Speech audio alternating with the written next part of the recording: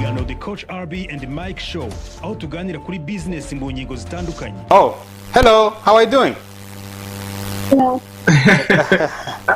Namukuyeho kuri Facebook naho hanga abone live cyangwa kuri YouTube kubera ko microphone yawe ntiyabonekaga neza. So, Yeah. what are the 3 things you do with your money? Tell people here. Save, give and spend. Say it loud. Save, give and spend. Bamwumvise. Mike, urimo uramubaza ibintu bitatu akoresha amafaranga ye. Yahembwe. Kandi n'umwana nubabona n'umwana ukiri muto n'umuhungu wawe afite imyaka ingahe hari? 7? How old are you? 8. Afite imyaka 8. Hanyuma ibintu bitatu akoresha amafaranga ye numvise icyambere ni save.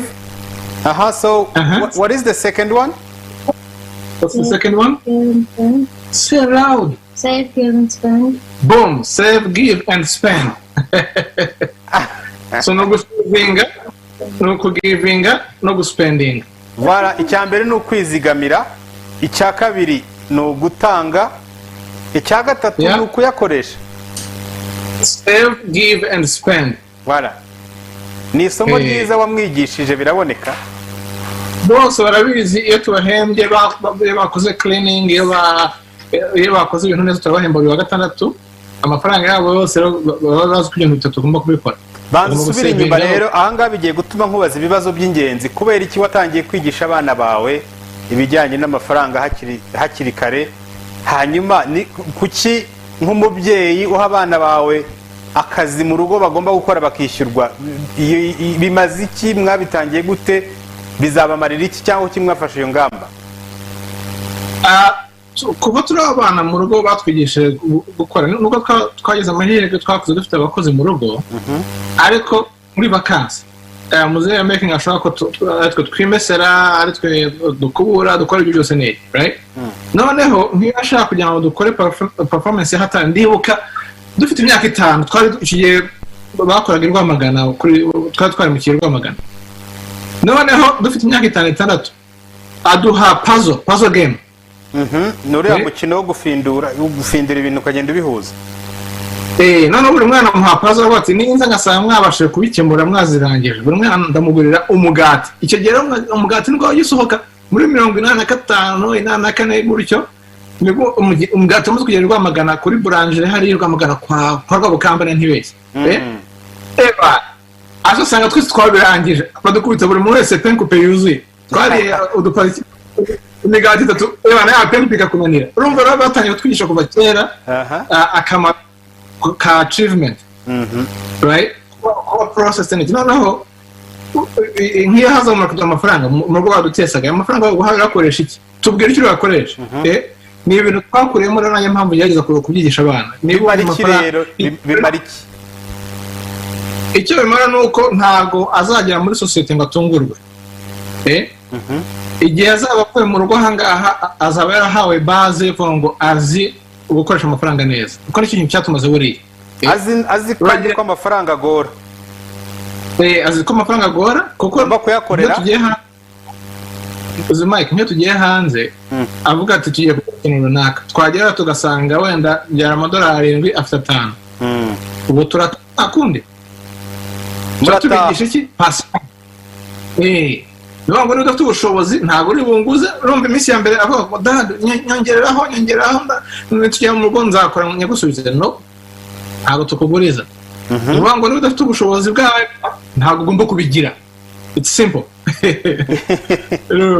no kuvuga ngo asohotse akeneye ikintu kigura $3 cyangwa 2 ayafite ari yishyurira niba kigura 5 atayafite arataha agategereza kugura ikingana n'ubushobozi afite icyo ni igihe ariko tubatwaye kugura ibyo bashaka bo atari ibyo mugiye kubagurira ababyeyi barasavinga nyuma y'amezi 3 bati ndashaka kugura ikintu runaka mfite $15 mfite 17 mfite 6 gutyo noneho twasohoka rero tubajyana aho bita muri $1 rimwe ntabwo tubajyana ahantu hahenze mbego $1 kusanga ari hagati ya 3 na 8 none yafashe ibintu bitatu rero yajya kwishyura agasanga ni 15 ko ufite 12 ugahitamo muri bya bintu bitatu kimwe asubiza atari butahana kugira ngo batangire kumva mu mutwe wabo uko bigenda amafaranga akora gute akamaro k'amafaranga, kuki ugomba kubanza gukora, ukamenya ko gukora hari no guhembwa, kubigisha hakiri kare.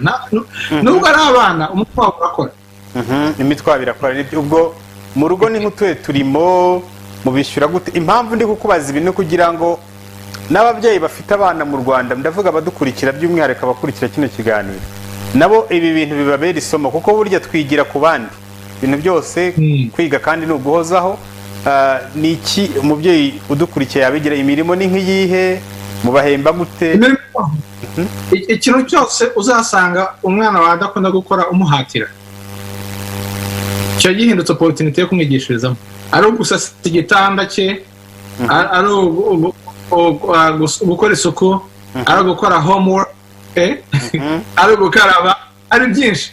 Ikintu cyose gituma, kuko bari abana hari byinshi badakunda gukora. Ariko igisekeje nuko niyo bakuze wa muco ntahujya. Burya nta muntu ukunda kujya ku kazi gusa gutyo tu. Tujya gukora akazi ko gushaka amafaranga yaza akagira icyo tumarira, sibyo? Urumva rero ugomba kureba ibintu abana badakunda.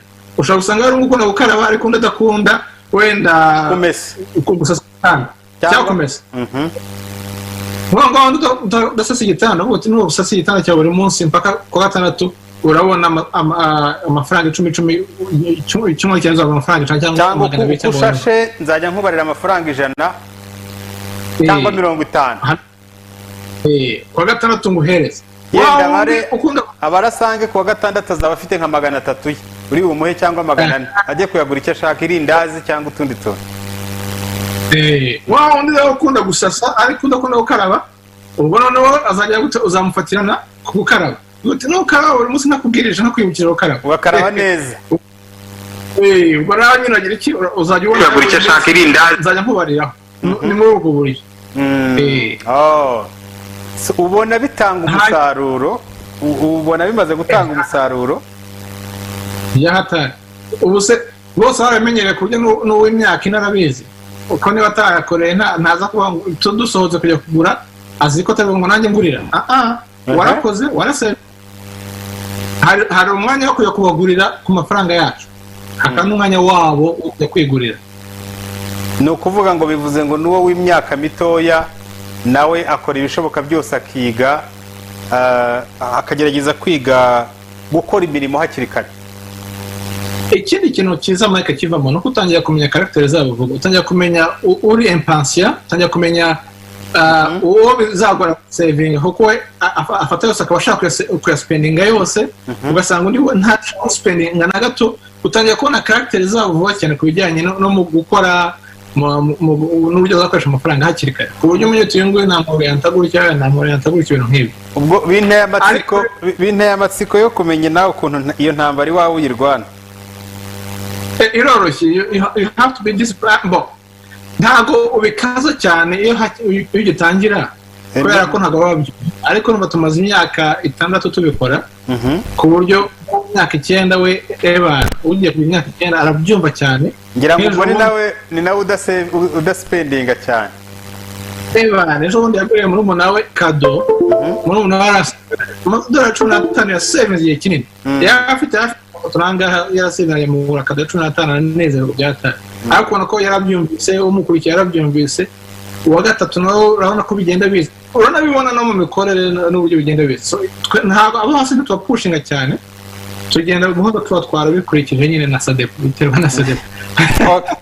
Ndaryohewe vraiment, ni isomo ryiza cyane cyane abantu bafite abana. Ni umwanya mwiza ukomeye cyane wo gutangira kubigisha hakiri kare, kubera ko na Bibiliya irabivuga ku mugani, kuko umwana urumva bigiramo icyambere gukunda akazi no gukunda umurimo, kutaba abanebwe no kurya icyo wakoreye, ikindi no kumenya kwizigama. Kandi bikaba byahereye muri za nyigisho 3 zivuga ngo usavinge cyangwa se wizigamire, wige gutanga, ubundi nurangiza unayakoresha. Ni ibintu 3 abana banyu mukwiye kubigisha. Mu Cyongereza ni save, spend and give.